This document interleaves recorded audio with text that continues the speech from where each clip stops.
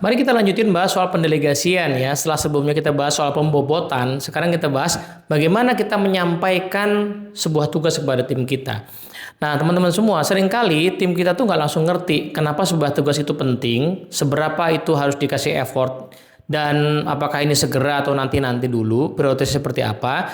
Mereka nggak langsung paham. Kenapa? Karena mereka bukan orang yang menerima penugasan dari atas. Kita yang sebagai leader itu menerima penugasan dari atas. So, artinya kita mesti jelasin dulu kepada mereka. Nah, untuk itu biasanya orang itu akan lebih mudah menerima ya alasan sebuah tugas itu penting kalau mereka paham setidaknya 3 hal.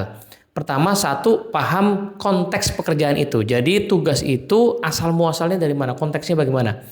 Nah, ini mungkin turunan dari KPI yang mana, mungkin turunan dari kebijakan perusahaan yang mana, mungkin turunan dari peraturan pemerintah yang harus kita ikuti.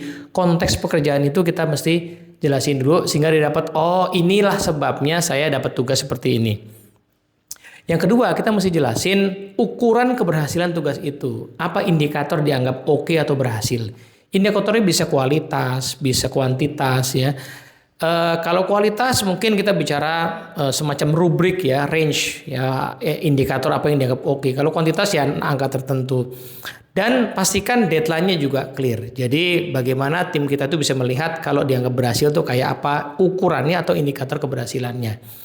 Nah, yang terakhir adalah diskusikan bersama mereka. Mereka itu possible kok mencapai tugas itu melalui cara-cara tertentu. Nah, caranya bisa sesuatu yang mereka sudah kuasain.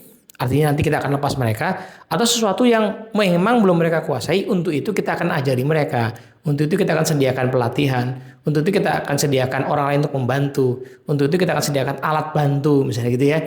Nah, sehingga bagi orang yang menerima penugasan itu make sense. Oh, ini alasannya, ini urgensi tugasnya, kemudian ini indikator keberhasilannya, dan ini cara untuk mencapainya. Di luar itu mereka tentu punya kebebasan. Nah, cara seperti ini itu bisa kita latih meskipun kita belum jadi leader loh. Kita bisa berlatih kalau kita komunikasi proyek kita ke bagian lain, ke tim lain, atau mungkin kita sekedar menjadi mentor bagi menti kita yang anak lebih baru. Nah, latihlah untuk bicara selalu dengan 3 komponen tadi.